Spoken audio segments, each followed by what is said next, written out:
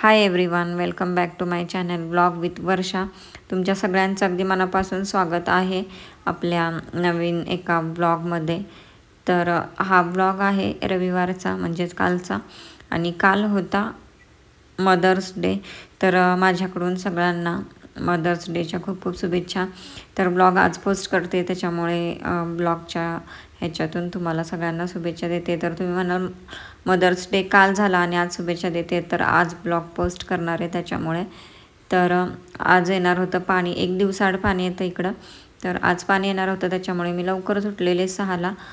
तर त्याच्यानंतर मग आंघोळ वगैरे करून पाणी वगैरे भरलं आणि लगेच कपडे धुवून घेतले, कारण 2 दिवसाची कपडे होती।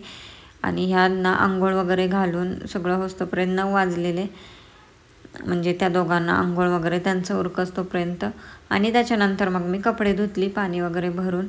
तर पाऊस पडल्यामुळे इकडं 2 दिवस कंटिन्यूस पाऊस पडतोय, तर पाऊस पडल्यामुळं ना पाणी खूप खराब आलेलं, त्यामुळे एवढं काय पाणी भरायचं नव्हतं, खराब होतं पाणी। पण कपडे धुतली मी त्याच्यामध्येच, कारण कपड्याला काय नाही आणि भांड्याला वगैरे असं यूज करायला काय नाही, फक्त प्यायला भरलं नाही पाणी, बाकी यूज करायला भरलं।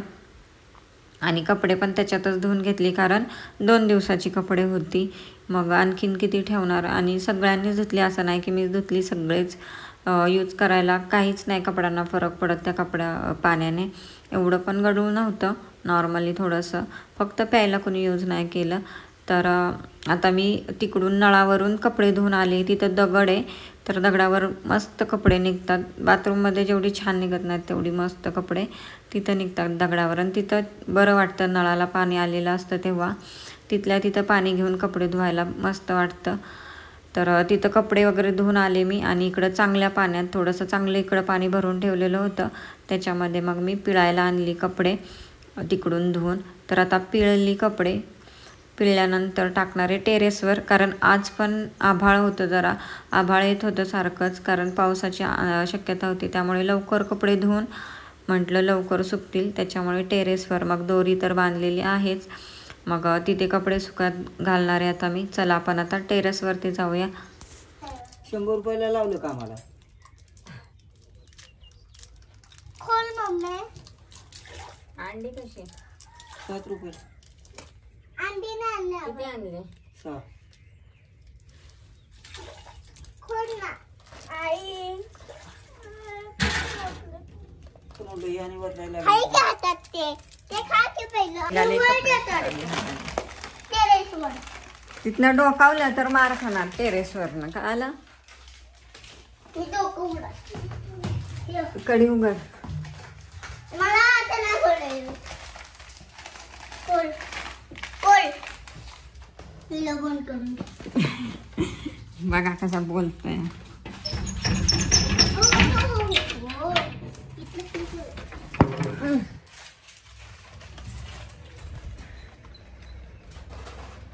तर रस्सी बांधली, ऐक बघायला भेटलं। आज तर नुसतं आभाळच आहे, 9 वाजलेत, फक्त कपडे ना आंघोळ झाली आहे। आज तर एवढं गढूळ पाणी आलंय, त्याच्यातच कपडे धुतलेत, आणि बाकी सगळं काम बाकी आहे, जेवण पण बनवायचंय। तुम्हाला आभाळ आल्यानंतर पाऊस पडल्यावर कसा व्ह्यू येते दाखवते बॅकनं।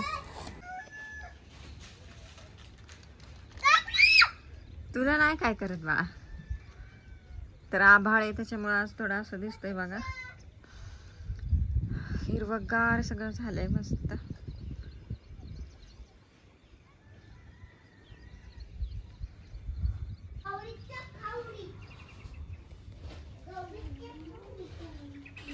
तर कपडे वगैरे सुकत घातले वरती, आणि आता मळते पीठ।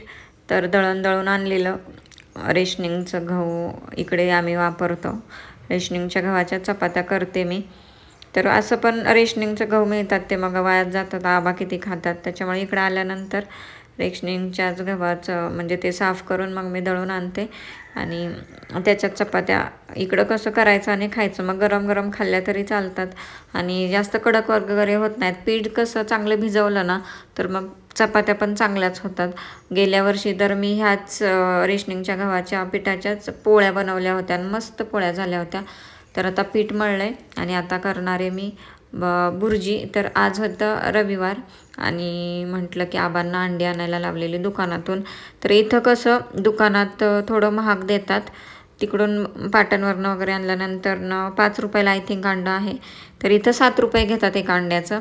तर मग अर्जंटली म्हटलं काय करायचं, घेऊन या अंडं. आणि भाजीला पण काही नव्हतं दुसरं, त्याच्यामुळे मग अंडी घेऊन आणि लगेच झटपट बुर्जी केली आणि भाकरी केलं, चपाती केली की होऊन जातं. म्हणून मग अंडी आणायला लावली. अंडी घेऊन आले आबा अर्धा डझन. तर आता बुर्जीसाठी कांदाची तयारी चालू झाली, कांदा टोमॅटो वगैरे. तर बुर्जीसाठी टोमॅटो चिरला एक आणि कांदा चिरून घेतला. तर ह्या दोघांची बाहेर मस्ती चालू झालेली. आणि आज संडे होता तर केस वगैरे धुतलेले. तर केस मी विंचारले आणि वेणी घातली. भरपूर दिवसात आज वेणी घातली. ओलीच होती केस पण म्हटलं वेणी घालूया. तर केसांचं ज्या दिवशी मी धुईन ना त्या दिवशी सगळ्या घरामध्ये फक्त केस आणि केसच पडलेले असतात. सगळीकडं केस पडलेले असतात. असं केस धुतल्यानंतर एवढे केस गळतात. तर बघा किती पातळ झाले. तर वेणी बघा किती छोटी आली आहे वेणी. तर आता कांदा भाजायला टाकलाय आणि ती हळद आणली पिशवीत. ती मुंबईवरून मी आणली, कारण इकडं आबांकडं व्यवस्थित सगळं सामान नसतं, मला जे नाही ते घेऊन यावं लागतं. तर हळद मी घेऊन आली.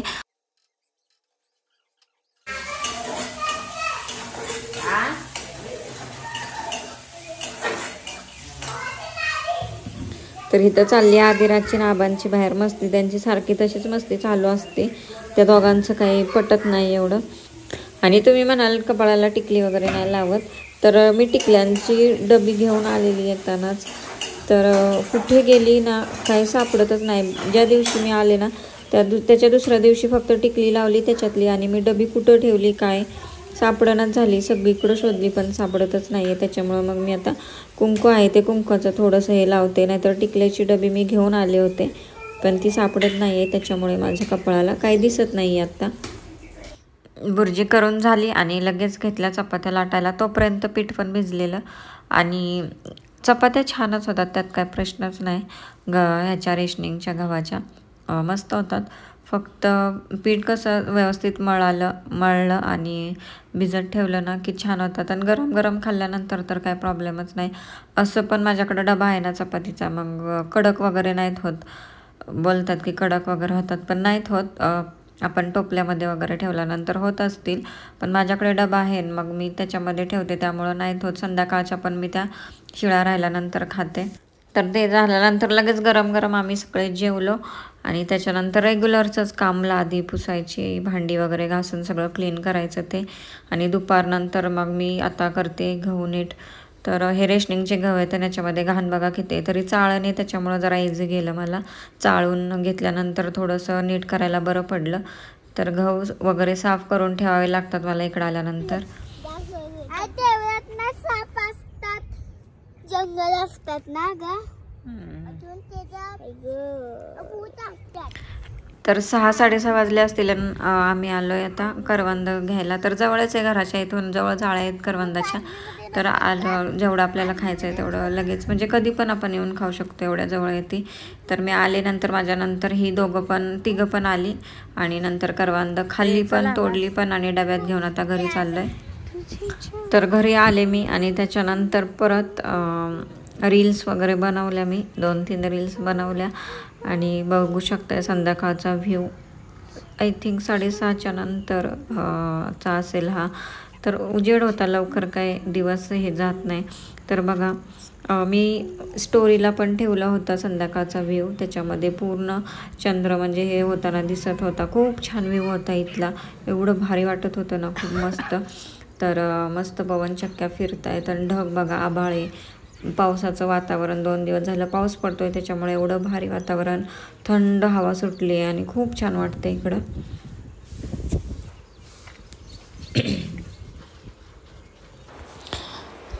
तर व्ह्यू बघा. त्याच्यानंतर रील्स वगैरे काढल्यानंतर आले खाली, स्वयंपाकाला लागले. तर मुगाची डाळ शिजवली होती वरण करायला आणि इथे लसूण वगैरे सोलला, भात वगैरे एका साईडला ठेवला होता आणि करायची होती भेंडीची भाजी. भेंडी पण आणली होती त्याच्यामुळे आज करणार होते भेंडीची भाजी आणि मुगाच्या डाळीचं वरण. आणि आधीच इथं बघा बडबड कशी चालली. बिस्किट नको खा, आता जेवायचंय. तर डाळ भात खा. नाही. मिरचीला हात लावू नको, डोळ्याला हात लावू नको. मिरचीचा का? आग होईल तिखट डोळ्याची.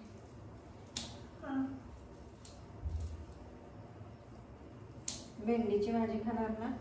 नाही मी नका. मला मुंबईला जायचं. काय मुंबईला? काय मुंबईला? मुंबईला जायचं तर. इथं उपाशी राहणार आहेस का? हां. बरं चालेल. आपण इकडं बी आले. इकडं. मम्मी कधी आले? हां? आता आवडे लवकर कधी आलं? काय करते? मिरची.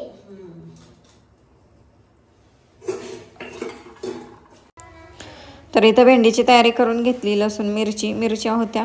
मिरची नसेल तर मग चटणी टाकावी लागते आणि चटणी पण टाकणार होते कारण मिरच्या कमी होत्या.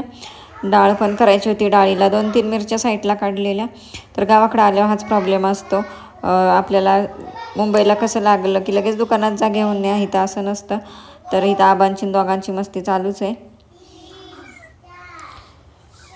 तर भेंडीची भाजी डाळ सगळं काय करून घेतलं आणि भाकरी करायला घेतली.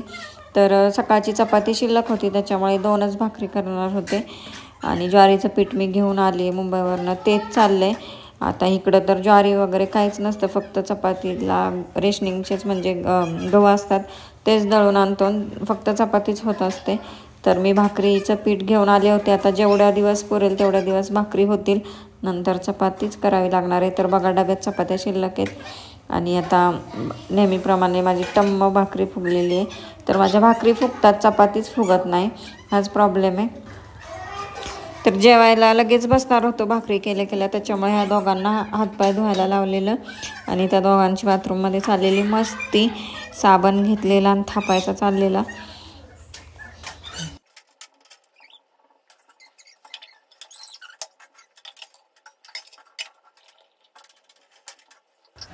तर बघा भेंडीची भाजी बनवली आहे. त्याच्यानंतर इथं डाळ, मुगाच्या डाळीचं वरण म्हणजे बनवलं आहे. इथे करवंद आणलेली ती खाल्ली थोडी आणि थोडी बाकी होती. तर इथं भाकरी भाजती लास्टची, 2च भाकरी केल्या होत्या आणि इथं भात पण झालेला आहे. तर तुम्ही म्हणाल एवढी काळी भांडी, एवढं घर वगैरे चांगलं आहे आणि भांडी कसली काळी. तर ही भांडी जुनी आहेत. जुनी म्हणजे माझ्या सासूची असतील, मला माहीत नाही नक्की, पण त्यांची असतील आणि किती वर्ष ती वापरत आहेत त्याच्यामुळे. आणि पहिला कसं स्वयंपाक चुलीवर असायचा त्याच्यामुळे भांडी, पहिली जी भांडी आहेत ती काळीच आहेत आणि भरपूर अशी भांडी होती काळी. भरपूर पूर्वीची म्हणजे खूप वर्षांपूर्वीची भांडी होती ती. गेल्या वर्षी मी काय खराब झालेली भांडी मोडीला देऊन थोडीशी नवीन भांडी घेतलीत आणि ही चांगली भांडी थोडी होती ना ती तशीच ठेवलेत. आणि आबा आहेत तोपर्यंत ही काय भांडी आबा देऊ देणार नाहीत. तर लगेच आम्ही घेतलं जेवायला आणि आराध्या म्हणती त्याला चारती, मला चारत नाही, त्यामुळे बघा तिचं भांडायचं चाललंय माझ्याबरोबर. तर आम्ही जेवण केलं आणि त्याच्यानंतर नेहमीचंच काम भांडी झाडू वगैरे. तर घरात किडे किती आलेत तुम्हाला दाखवते. तर पाऊस पण पडला आणि त्याच्यामुळे ही पाखरं एवढी आलेली घरात ना भयंकर. लाईट असल्यावर लाईट येतात ती पाखरं. तर असा होता आजचा व्लॉग. तर कसा वाटला नक्की सांगा. आवडला असेल तर नक्की लाईक करा. चॅनेलवर नवीन असाल तर चॅनेलला नक्की सबस्क्राईब करा. खूप सारं प्रेम द्या व्हिडिओला, खूप सारे आशीर्वाद द्या. काही कमेंट्स असतील तर नक्की कमेंट बॉक्समध्ये विचारा. पुन्हा भेटूया उद्याच्या नवीन एका ब्लॉगमध्ये. तोपर्यंत बाय बाय.